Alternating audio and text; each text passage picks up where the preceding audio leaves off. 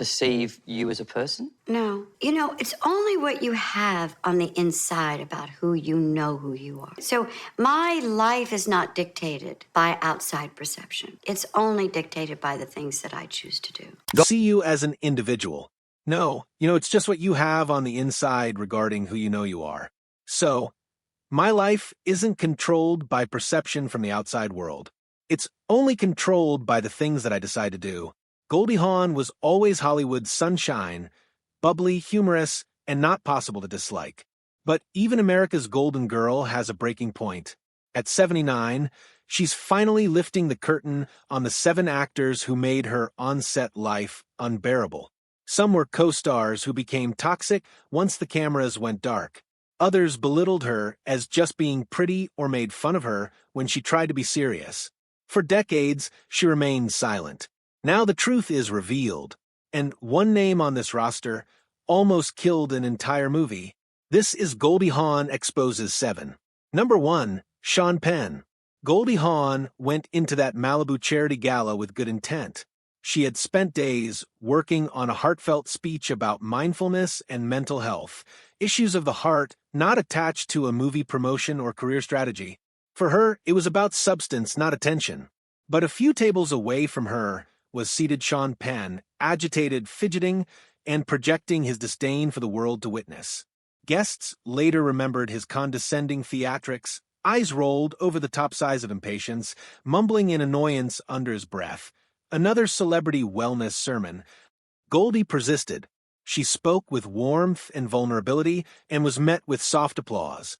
But before the noise died, Penn sat back in his chair and announced, loud enough for half of the room to hear, she should stick to giggling. To everybody else, it was just another biting pen wisecrack. To Goldie, it was a cut line. She didn't flash it in the room. She picked up her glass, smiled tensely, and exited. But afterward, in the sanctity of her automobile, she cracked. Not from shame, but from fatigue. My entire career, she is quoted as having said to a friend, and I'm still brought to laughs by men who have no idea what the hell I'm about. After that, she created an imaginary line. No Sean Penn interviews, no together picture-taking, no Tinseltown politesse. When asked later about him, her response was clipped, almost rehearsed. Not my energy. Penn, for his part, never apologized. When pressed years later in an interview about his reputation for volatility, he brushed it off. People confuse passion with hostility. If you're not willing to shake things up, you're not doing anything worthwhile. Though he didn't name Goldie, many suspected she was folded into that deflection, her vulnerability dismissed as naivety. Goldie had a different view. To her, activism and fervor didn't have to be purchased at the cost of sweetness. You can be a believer in activism, she explained to friends, without trampling on someone else's mission. The feud never blew up into tabloids. It never had to. It was more subdued, icier, and infinitely more lasting. Each time their lives intersected, at awards events, soirees, industry gatherings, Goldie gave only politely empty smiles, then departed early. The warm, big-hearted nature that characterized her continued to shine through elsewhere. But in Sean Penn, she remained on her guard, and she still does. Unlike most Hollywood feuds that soften with the passing of time, this one hardened into remoteness. Not blazing, not theatrical, simply unshakable. Goldie Hawn never erased from memory that evening in Malibu, and Sean Penn never bothered to repair it. Their friendship now is not a feud in the making. It's a wound closed tight. Number 2, Dustin Hoffman. On the surface, Goldie Hawn and Dustin Hoffman were supposed to be natural friends. Both were outsiders who came into Hollywood by not playing the game as it had always been played. Goldie, the fun-loving blonde everybody thought was just comedy fluff, struggled tooth and nail to establish that she had depth. Hoffman, short, unconventional, and fiercely method, redefined what a leading man could look like. Put them in the same room, and you'd expect magic. But what happened when they finally crossed paths wasn't synergy. It was sabotage. The meeting was supposed to be professional, a screen test for a prestige drama that Goldie had set her heart on. She wanted to break out of her typical comedy roles and prove she could carry substantial dramatic material. Producers were thrilled. Dustin Hoffman was already on board, and the addition of Goldie was perceived as a win-win situation. The room was intimate. Some producers, a casting director, and the two stars. Goldie was prepared, script-marked, performance steady, and grave. This wasn't cute, Goldie. This was her chance to redefine herself. Then, halfway through the reading, Hoffman stopped everything. "You're not connecting," he said flatly, cutting her off midline. The producers shifted uncomfortably. Some thought maybe this was part of his process, a bit of method tension to get the best out of his scene partner. But then Hoffman turned to them with a smirk. "She's still playing it like a sitcom." Playing it this way wasn't direction. It was dismissal. The laughter that came afterward wasn't encouraging. It was strained, fidgety, hesitant. But to Goldie, it hit like daggers. She wasn't being analyzed as an actress. She was being belittled as a woman who had overstepped her boundaries in the box men had constructed for her. Goldie completed the test. She smiled, nailed her marks, spoke the lines. On the outside, she was unfazed. But on the inside, the shame stung deep. She'd been underestimated her whole life. First, the dumb blonde from Laugh-In, then the giggling, glamorous romantic comedy actress. She'd thought she'd earned enough respect to be at least treated seriously in a room. Instead, she left feeling stripped of her dignity. That night, she told her agent, "I won't fight to be taken seriously by men who already decided I'm a punchline." The very next day, she dropped out of the project. Offers came for her to retest with another actor. She refused them all. She didn't want the role anymore, not at that cost.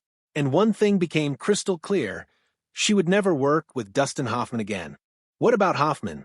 He never said sorry, never publicly admitted the occurrence.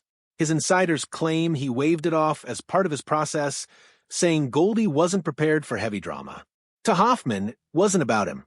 It was about art. But to Goldie, that was irrelevant. What he referred to as craft looked a great deal like cruelty. What he believed was truth rang out as control. One of the producers who'd been in the room afterwards summed it up: Goldie was sunshine. Hoffman was storm. You put them together and you got thunder. Years later, Goldie thought back on moments like this in her life. She never actually named Hoffman, but the recipient of her ire was clear when she remarked to an interviewer, "In this business, some men forget they're not directing the women around them." For her, the hurt wasn't just losing a job. It was that, for a fleeting moment, she almost distrusted him, almost questioned herself. That, and not the put down, was the betrayal. That night, in her journal, she wrote, "He tried to shrink me. I won't let him." And she didn't. Instead of pursuing dramatic roles in order to win the validation of someone like Hoffman, Goldie doubled down on what was special about her. She cut her own path, writing and appearing in Private Benjamin, a comedy with bite that garnered an Academy Award nomination and demonstrated she could head a feature without losing herself. She did not require Hoffman's approval. She constructed her own dynasty. When asked later whether she'd ever give prestige drama another try, she flashed her legendary smile and said, "If the room's right." It was her way of saying never again on anyone's terms. Unlike other Hollywood feuds that simmer down with age, Goldie and Hoffman never warmed up. They shared red carpets, award shows, and industry parties, but never affection. Always polite, always at a distance. A director who had worked with both explained, they were oil and water, respect at a distance, but no camaraderie. There were rumors of a reunion project in 1990s, a quirky dramedy that would have reunited them. But insiders claim Goldie turned it down instantly without hesitation. For her, the door was closed. Number 3, Chevy Chase. When Foul Play opened in 1978, it seemed like all Hollywood magic. Goldie Hawn and Chevy Chase sparkled on screen with goofy chemistry, a screwball appeal that transformed the thriller comedy into a box office hit. Laughter, romance, and two stars clearly born for each other were what audiences witnessed. But not the war behind the scenes. Chevy's off-screen behavior was anything but sweet, according to members of the crew.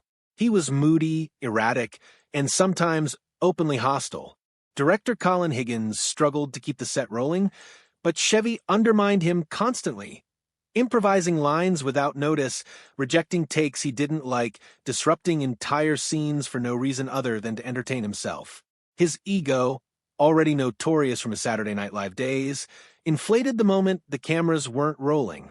He growled at cast members for disrupting his beat, pouted when Goldie received the greater guffaw, and demanded the last say in virtually every artistic choice. Effortless as he appeared on screen, it was a slow-motion train wreck in real life.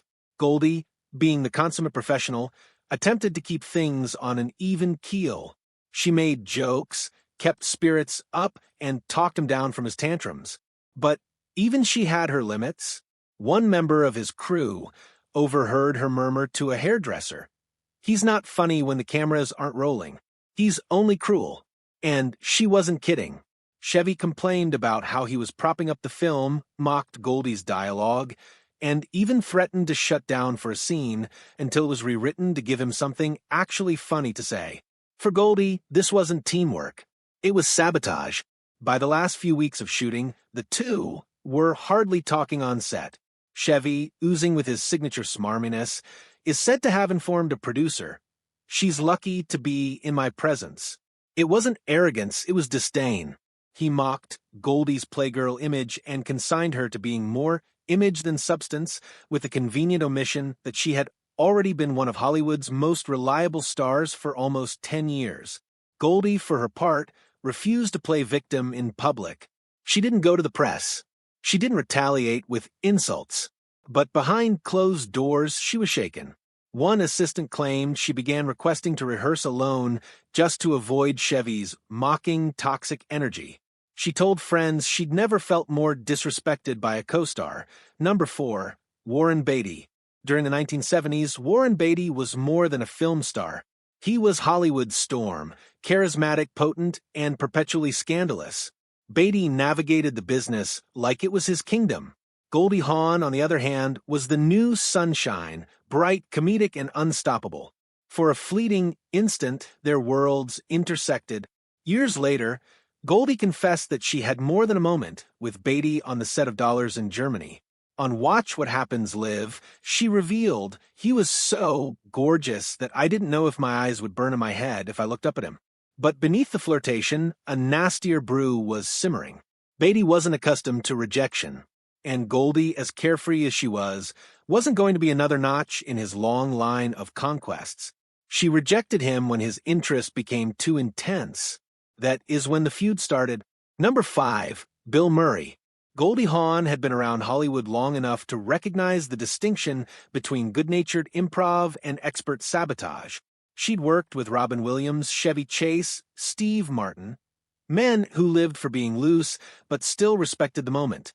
So, when the studio approached her with a quirky late 80s comedy that had Bill Murray attached, she was intrigued.